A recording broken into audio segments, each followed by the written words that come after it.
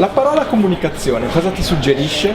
Comunicare. Poi venerdì sera lavoro, domenica. Il luogo più green di Milano?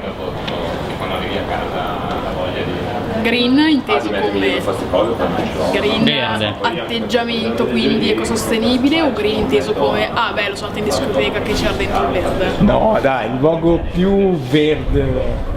Più verde è Parco Sempione, Marco Sempione. E il luogo meno green? meno green tutta il resto di Milano. La cosa che secondo te rovina di più l'ambiente oggi è?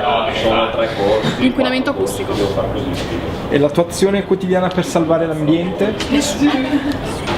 Fai la raccolta differenziata? Sometimes. Quando capita. Sai cos'è un LED? Sì, una microlucina al basso impatto energetico che dura 70.000 volte più che una lampadina normale, qualcosa di simile. Bravissimo.